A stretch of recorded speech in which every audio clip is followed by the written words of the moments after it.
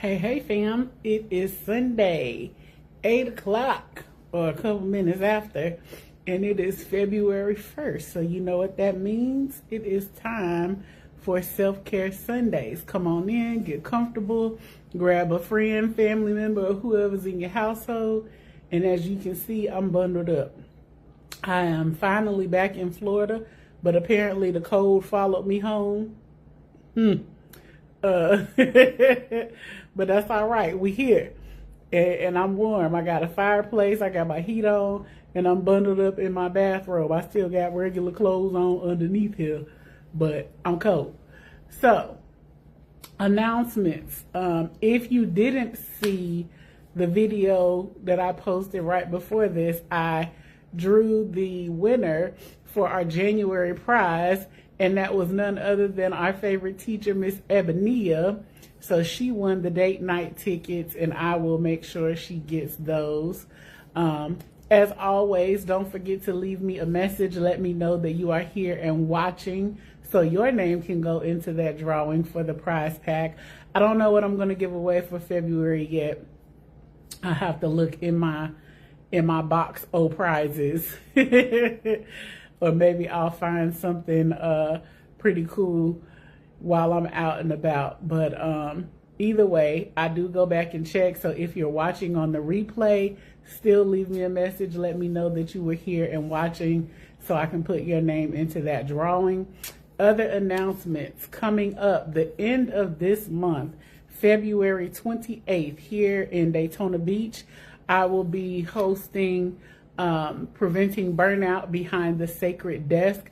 This workshop is for pastors, ministers, ministry leaders, whatever capacity you serve in. Hey, Auntie, whether that is psalmist, dance ministry, you're a greeter, an usher, you work in culinary, finance, whatever, any area of leadership within ministry, this workshop is for you. If you have your own independent ministry, if you're doing servant leadership, whatever, we're going to cover all the bases. Whatever your position and post is, this is for you. One of the main reasons that people abandon their post is burnout and lack of care for their mental health. So I want to make sure that our ministry leaders and our servants are taking care of those things, and taking the time to rest, taking time to care for your mental health. Hey, May. And all that good stuff. So there's 5 key areas that'll be addressed in that workshop. Your call, the work, what's causing the burnout, your plan for rest, and your emergency plan. So all of those things will be covered. You'll get an assessment.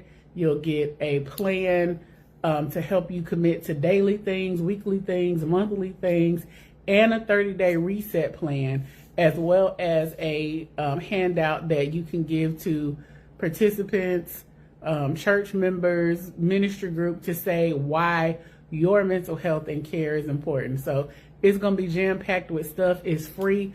All you have to do is register at cjaquise.com. So if you're here in the Daytona Beach area, anywhere in Central Florida within driving distance, that's going to be February 28th.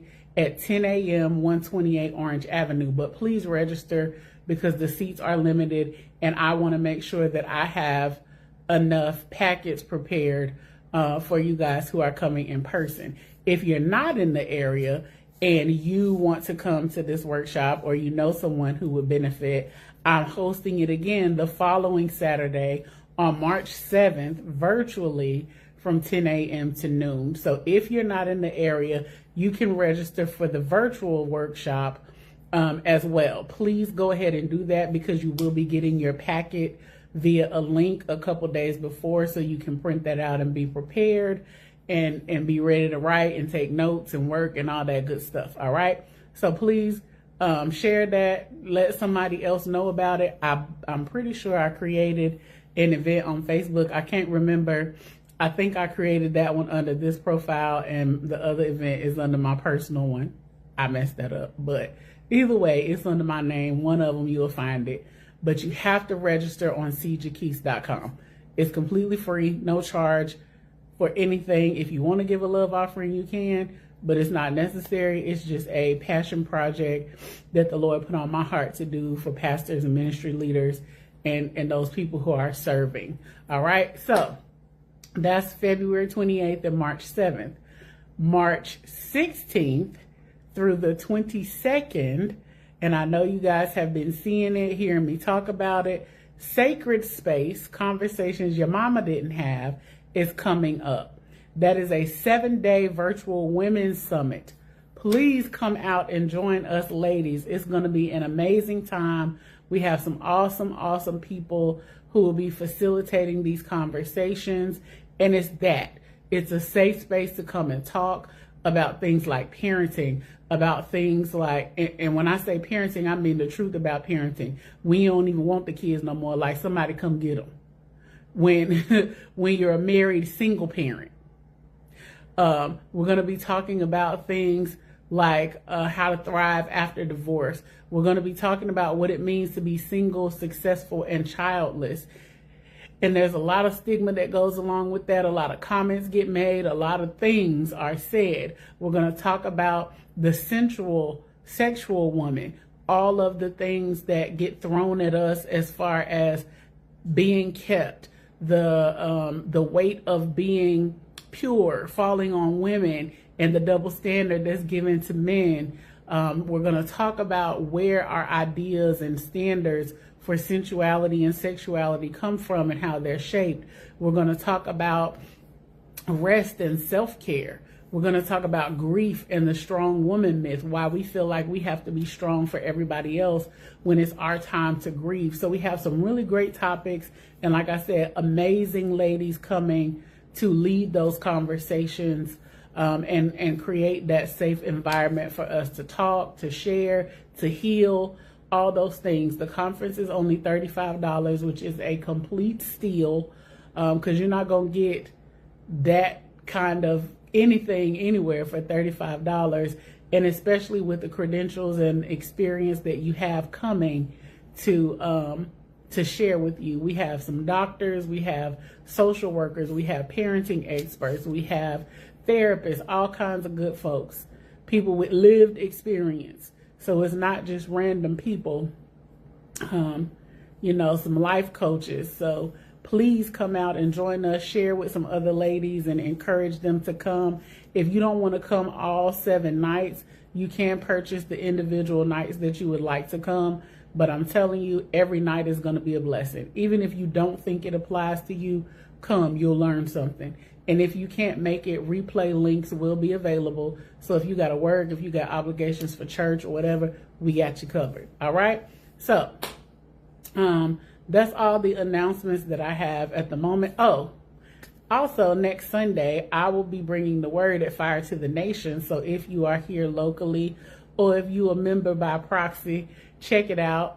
I don't know what the Lord is going to say through me yet, but we yet praying about it and we'll be figuring it out this week. But I'm honored to be able to do that. So yeah, pray for me because we're working on it. But that's all the announcements I have for now. So moving on to what I want to talk about tonight. Tonight, I want to talk to you about a different aspect of self-care. It covers a lot of different areas.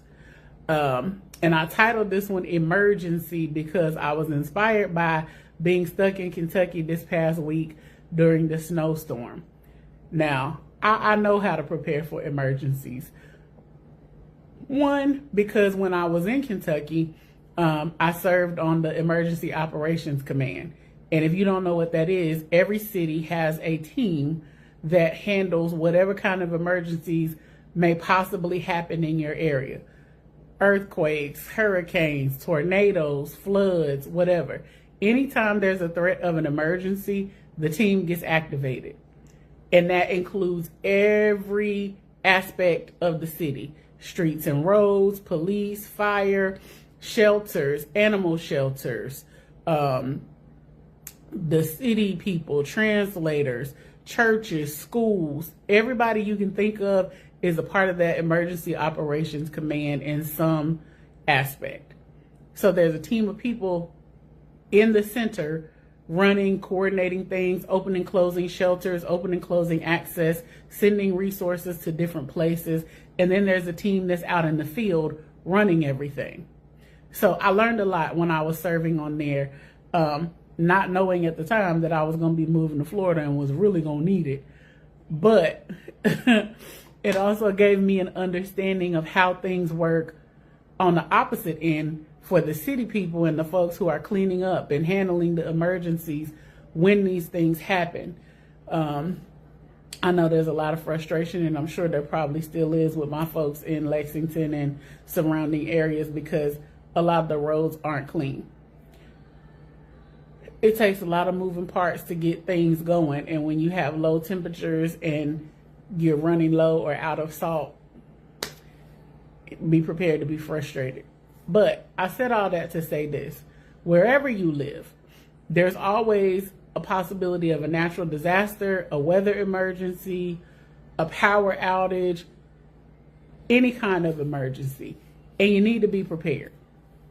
I was staying with my little cousin, and she was doing a grocery store run, and I was like, make sure you get some food that doesn't need to be cooked in case the power goes out.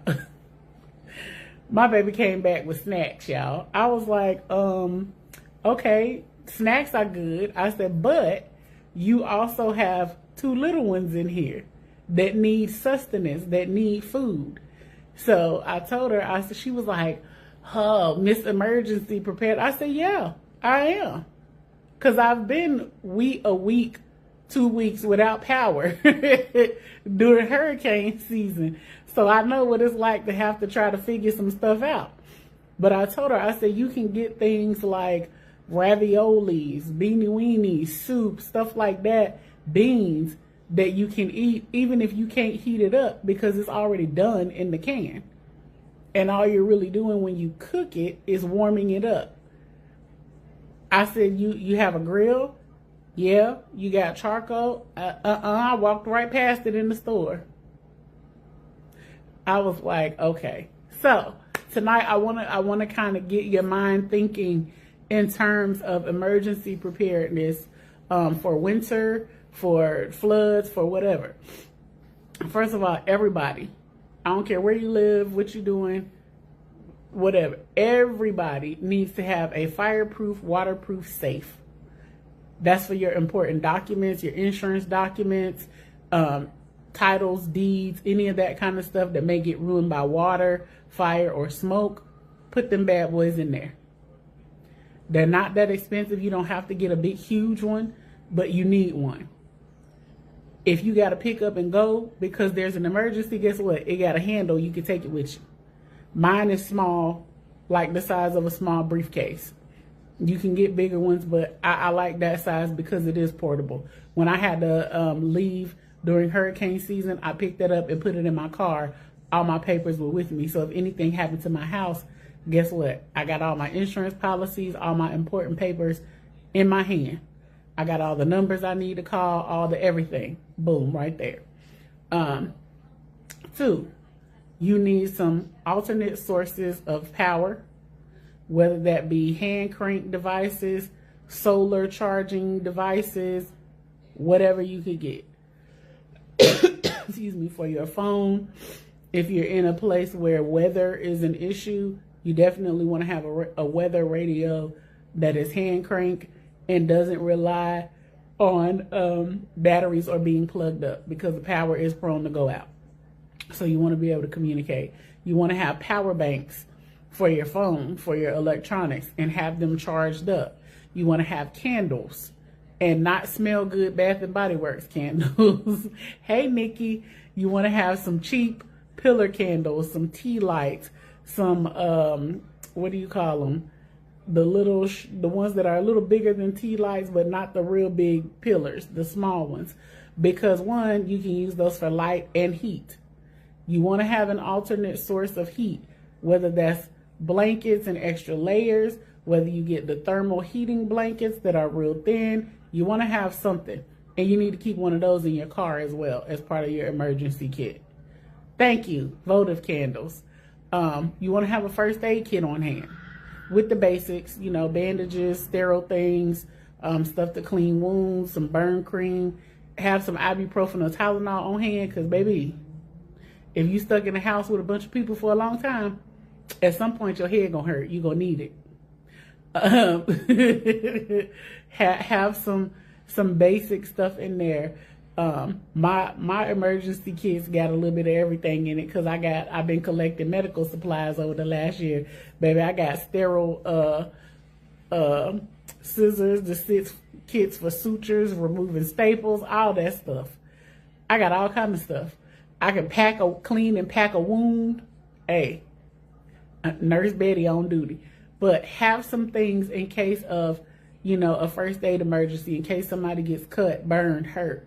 Because you don't want to be stuck somewhere and not have anything and need it.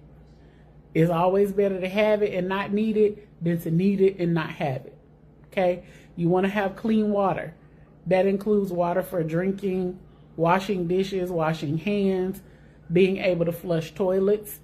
That means if you need to fill up your bathtub, and if you have other receptacles, jugs, buckets, fill those up too, because you never know when you might need it.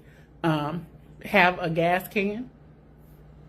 I know, especially here in Florida, that's important during hurricane season, because if you got to evacuate, you might need to take some gas with you, because sometimes the power goes out and only a few gas stations are open, or it gets busy where people are evacuating and they run out of gas and trucks can't get in.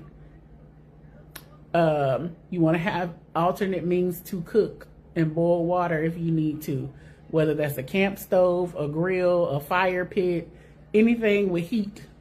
I have a small single burner camp stove that runs on sterno cans. I get the little aluminum pans like from the Dollar Tree. I got a stack of those, and they perfect because they're thin enough that the sterno heats it up to boil or heat up whatever I need to cook. I done scrambled eggs in there, heat up some soup, whatever. And sterno is cheap. You can also do like a bigger camp stove that runs on like the little butane or whatever those fuel cans are, whatever. If you got a grill, make sure you have gas or propane or charcoal, some kind of means to cook. Okay, if you can get a generator, if you live in a house, you definitely want to have a generator. That's my next purchase.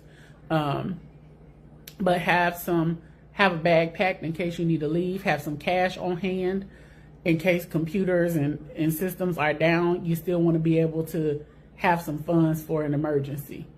It don't have to be a lot, but a few $100s. If you can do more than that, have more than that. It's always good to have some emergency cash on hand because you never know when you might need it. What else? Definitely clothes, medicines. If you know you are in an area where a storm is coming up, make sure all your prescriptions are filled before that storm hits. If you need to call your doctor and get some stuff called in, do that. If you got news of a storm coming, possibly on the horizon, go ahead and get that done. Pack those up, put them in Ziploc bags so they don't get wet. If you don't have a fireproof, waterproof safe, put your papers, your important papers in Ziploc bags so they don't get wet in case of hurricanes, flooding, snow crashing through the roof, whatever. You want to think about the things that you need to protect, okay? Absolutely. Old aluminum can, water purifier tabs, or straws. Yes, ma'am. That was the next thing. You can get those, I think they're called life straws or something like that, where basically you just put the straw in the water and drink and it purifies as you drink. Those are pretty inexpensive. I think they're maybe like $20 on Amazon, and you can get multi-packs. So, invest in a couple, throw them in there. And if you're real fancy, you might want to get some freeze-dried food, some MREs, something like that, depending on where you live. And with this economy, you need to have some food stocked up anyway. I always have emergency food, canned goods, instant rice. I have some like 90-second rice that's pretty much cooked, and all you got to do is warm it up. Soups, canned meat. If you're not a meat eater, Find an alternative. Get you some tuna, some canned chicken, Spam, potted beef, whatever. You can do little roast beef stews, all of that kind of stuff. If you're a homesteader, if you're a canner, perfect way to save some of your stuff. If you know some people that got a freeze dryer, buddy up with them. Freeze dry you some stuff so you can have it. You definitely want to have baby wipes or some kind of personal wipes on hand. Those are good to have for multiple reasons. One, if the power goes out and you ain't got no hot water, you don't want to be smelling like Funky Charlie. So you can at least hit the important parts. Get them pits, get that face, and get your privates and them creases and crevices. Baby wipes, dude wipes, butt wipes, whatever kind of wipes. Don't do the antibacterial because you don't want your parts on fire. You want to have some of those, but not for personal cleansing.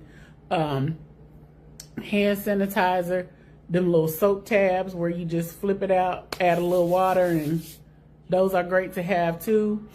Any of those kinds of things that you can use multiple ways. You can do the little disposable towels and washcloths that just need water. If you're on TikTok, they have washcloths that got soap in them and you don't even have to rinse. You just wet it, squeeze it together, it foams up, you scrub down and dry off. I got a pack of those in case of emergencies. You never know. Absolutely. Baking soda can be used for a lot of different things. Vinegar is great for cleaning. It's good for all kind of stuff. If you don't know, do a little research and find out. You also want to have things like in your non-perishable goods, have some things that are protein packed, some packs of nuts, peanut butter crackers, even peanut butter powder that you can add to something else, or granola bars, protein bars, things like that. And make sure you cycle those things out so they're not getting stale or going bad. I go through my hurricane food every year. At the end of hurricane season, I use that food and cook it, and then I replace it when it gets closer to hurricane season, so it's not getting old and going to waste. Make sure you have a can opener, or you purchase pop top cans, because you don't want to get a bunch of cans and then not be able to open them, because we do that sometimes. But you know, you can get some electrolytes, keep some of those, whether you do the powder, the drops, the regular Gatorade, Powerade, Pedialyte, whatever. Have some electrolytes on hand. If you can't eat, if you can't get the food, at least have those, and water. But also make sure that everybody in your household knows your emergency plan. If you need to leave, what's the protocol? What are we doing? Is everybody just running around like a chicken with their head cut off? Or do we have a solid plan to say, all right, we need to get out of here, grab X, Y, and Z, let's go. You got 15 minutes. Would your family know what to do? Would you even know where you're going or how to get there? If you live in an area like here, if I got to roll out because this hurricane season, I know where I'm going. I'm going to my second home. I'm headed up north. I can do 75 or 95, either one, but I'm out of here. I ain't really got to pack too much because I already got clothes and stuff there. I take my important things, my safe, my cash on hand, and I'm out. Keep a little bag packed. That's got a few emergency outfits in it, some stuff that you ain't got to wear all the time. You can throw some leggings and a t-shirt, some jeans, a t-shirt, sweats, a couple t-shirts, whatever, things you can layer if it's cold, if it's wintertime. Keep the essentials in there, a bag of toiletries. So if you need to go and get out, you can go. You definitely want to have some tools, a Swiss Army knife, a flint, things like that help you when you're out, a way to start a fire if you need to, whether that's matches, like she said, a flint, something to cut, a knife, scissors, any of those kinds of things. If you got a screwdriver where you can flip the heads, grab that, put that in your toolkit, keep it in your car, keep it on you. But the main things are to keep you safe, hydrated, warm, and dry, no matter what the emergency is.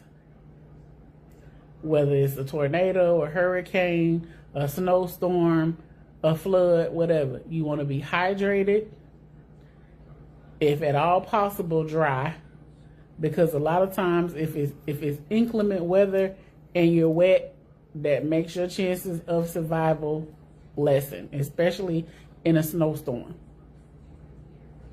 in the cold, because you don't want to get hypothermia. If it's cold, try to stay inside somewhere. If you don't have heat, layer up, bundle up, get you some flower pots. Learn how to make the little room heaters with flower pots and candles. You can use the bottom of your crock pot, any kind of ceramic pot. You can flip over on top of some candles and it'll circulate that heat and warm up the room. If you got a Girl Scout or a Boy Scout in your family, get with them and learn those survival skills. When they learning how to camp and tie knots and cook on coffee cans and all of that, go learn that with them. Ask them to teach you. Absolutely, military matches can get wet and are still able to strike. A great investment. I also saw, I don't know if it's the same, but I saw a set that's metal that has the little scratchy, I guess it would be a flint, I don't know, that's like that. And it comes in a little kit. But have you a good field knife. And if you are licensed, keep your piece on you, because people get ignorant during emergencies. And you want to stay safe and keep your family safe. Okay? 4, snow, cold. If you have to go out, try to keep it to a minimum of like 10, 15 minutes at a time. The lower the temperature gets, the less time. Don't go out without gloves, without being covered. Cover your face. Cover as much of yourself as you can. From the wind, from the air, all of that. Cover, cover, cover. There were I think 2 or 3 people over the past weekend that died of hypothermia because they was outside too long. I saw a picture of one of the girls. She looked like she was maybe in her 20s. And her friends was talking about how sweet she was and how awesome of a person she was. She died from hypothermia because she was outside for too long. I did not go outside.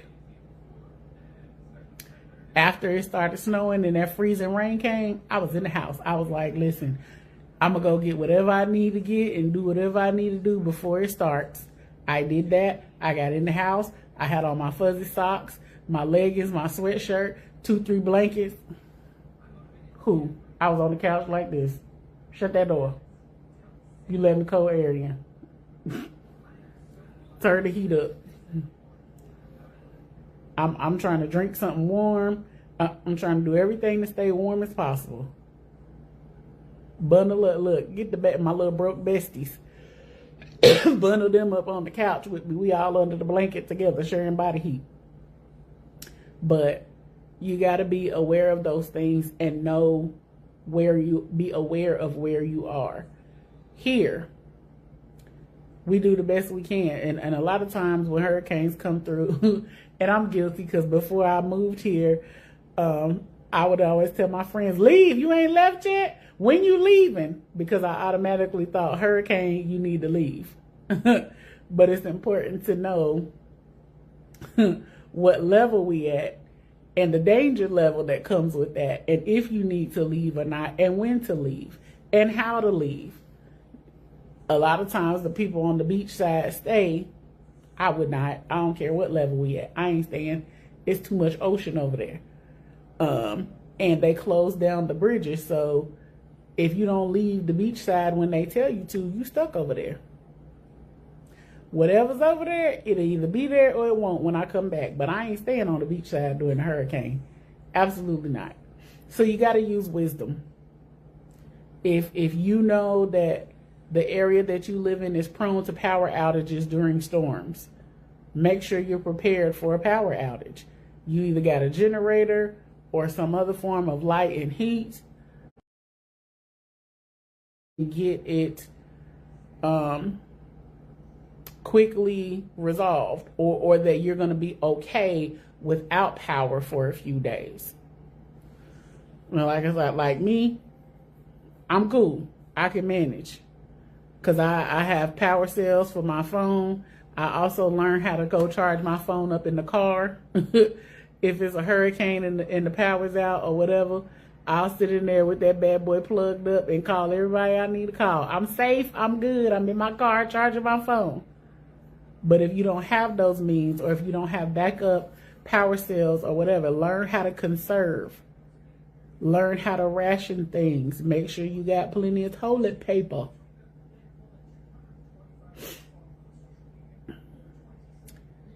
Any kind of things that you take or need daily, make sure you have that in excess during winter time, hurricane season, or whatever your natural disaster time is.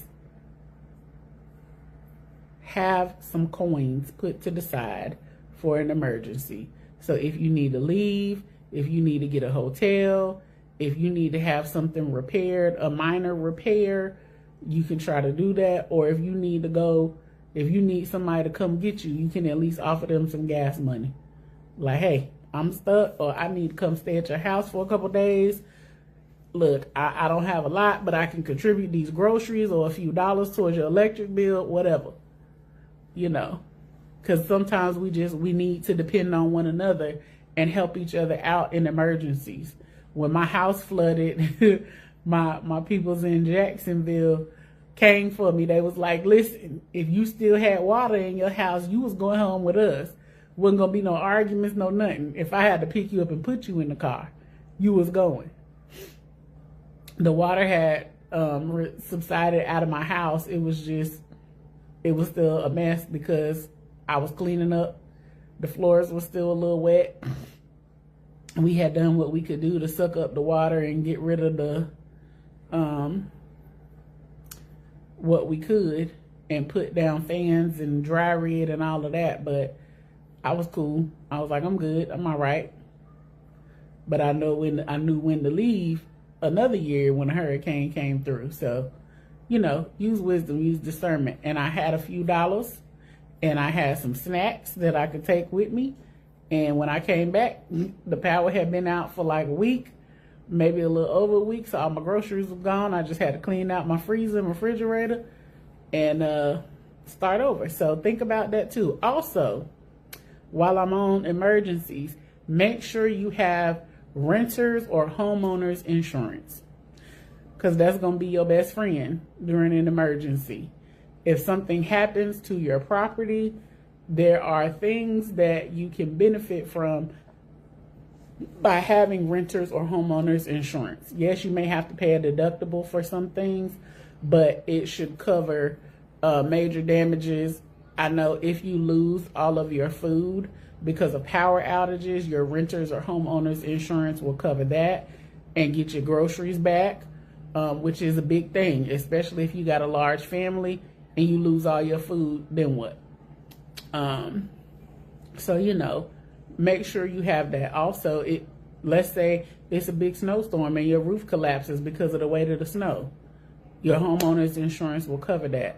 If a tree limb falls and damages your house or your apartment or whatever and messes your stuff up, it's going to cover that. Now, if you live in Florida, insurance is a whole different story. We already know what we're dealing with when it comes to hurricane and flood insurance. I'm going to leave that alone. But make sure you have some. It's not that expensive. Homeowner's insurance is a little different. It depends on how old your home is, the condition of your roof, all of those things. Renter's insurance is pretty cheap. I think I used to pay maybe like $13 a month for my renter's insurance. It all depends on how much you want to get and what all you want covered. Another great thing to have is a home warranty insurance if you are a homeowner. That is the warranty that covers like your appliances, your electrical, all the things inside your home. If they get broken, if they're not working, you pay a small fee and they come out and fix it. If they can't fix it, they replace it. So say your washing machine is not working. They come out, check it, they can't fix it, they replace it, and you get a new washing machine. And it's covered only for the cost of what your little repair fee is. Now, I'm not saying you're going to get top of the line, but you'll have a new washing machine. So it comes in handy. I have used mine multiple times dealing with my HVAC system when my AC would quit working and parts and pieces would like burn out or whatever. Repairs that cost thousands of dollars, I paid like $100 for. So, you know, think about those things in case of emergency too, because emergencies aren't just when nature happens, when weather happens, whatever. The emergency could be you're sick and you're not working, or you have a change in income. That's why it's always good to stock up and have some extra things. When you have a little extra money, buy a little extra. If you're a couponer, or you know a couponer, maybe partner up with somebody and create you a little stockpile for hard times. I always have more than one of everything. My mama taught me that. If you would and looked in her laundry room, the whole top of the shelf was lined up with detergent, Downy, fabric softener, dryer sheets, multiple bottles. She would catch them when they were on sale and buy them up. So she would have them. She had extra toilet paper, extra paper towels, extra everything, because she was like, you never know when there might be an emergency or when you don't have it, or times get hard because you already got a little extra. You can make it a little longer. When COVID came, guess who wasn't stressed about toilet paper? Because I already had extra. When things get low on the shelves, I usually have a little extra. So if you're able, and it doesn't take a lot, you can grab one or two things at the grocery store each time you go. You can grab one or two things each time you get paid. If you see something that's on sale and you have a little extra money, pick one up. If you got a coupon for it, use it. And like I said, if you know a couponer or somebody who does bargain and discount shopping, partner up with them. Hey, I'll give you all my coupons in exchange for a bundle or a basket or whatever. So we gotta be smart and wise and think about all the kinds of emergencies. I've had multiple times where I've been sick and off work for weeks at a time. Or even just like this last week where I was stranded for a week. I was able to see a couple of clients, but not a lot. What's your emergency plan? What's your contingency? And if you're like me and you're self-employed and you don't work, you don't get paid. Do I have some emergency funds put up to cover them appointments that I missed? You bet your booty I do. Because when I was in the hospital for a week and couldn't see anybody and couldn't work, guess what? Them bills didn't stop. Them people still wanted their money. So we got to think about these things. We don't know what may be coming down the road. And I'm not saying live in fear, but I'm saying use wisdom. Be prepared for emergencies. Have an emergency fund. Dave Ramsey says that you should start with $1,000, and he has great free resources on his website to help you plan for bills, for emergencies, paying off debt, all of those things. Your initial emergency fund should be $1,000. Ideally, it should be 3 to 6 months of your expenses, not your bills, your total expenses. That includes bills, things you do for leisure, all your necessities, everything you spend in a month. So 3 to 6 months of that. All right. So if you're not there, maybe set a goal for that for this year. have an emergency fund and an emergency plan. Make a list of things that you would need in an emergency to make sure that you have. All right? So, that's all I got for tonight. I just wanted to share that with y'all because I know some people haven't ever been in an emergency situation and don't really know what they need or might need. Because when I moved here, my first year here, when hurricane season hit, I had no idea. I was looking online, I was reading the stuff that came in the mail, but like lived experience is different than the list that people tell you you need. So combine the two. Ask some people who've been through some emergencies what's helpful, what's needed, what comes in handy, and make your plan. All right? So that's all I got. I hope y'all have an amazing week. I'm watching the Grammys. The only reason I'm watching this so I can see if they finna give my boy Breezy his award, because he's way overdue. So, anywho, I might do some Grammy commentary tonight. We'll see. If you know me, you know award show commentary is one of my favorite pastimes. So, but I do that on my personal page, not over here. But anywho, y'all have an awesome week. Make some time for self-care. Sit down and get your emergency plan together. Winter's not over. And from what I'm looking at in these prolonged forecasts, it looked like a lot more cold and wintry precipitation is coming. Oh, the other thing I wanted to say is buy emergency supplies off season.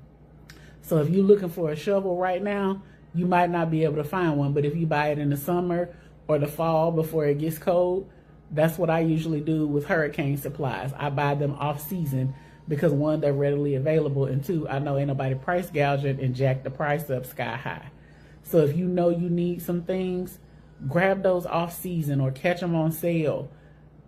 I bought my gas can off season. I bought water barriers off season and got them cheaper because wasn't nobody looking for them. Supply and demand. All right. So y'all be blessed. Come back and self-care with me next Sunday, and stay warm wherever you are, because right now I think it's cold everywhere. It's even cold in Miami. not up north cold, but Florida cold. It's cold here. It's like 37 degrees in Daytona. So I still got on socks, long pants. I got my fireplace on, my heat on, and you see me wrapped up in my bathrobe. In a few minutes, I'm finna get my blanket. So, all my anemic folks, eat some iron. Get your iron intake up, because this ain't our season. Stay wrapped up. I love y'all. Have a great week.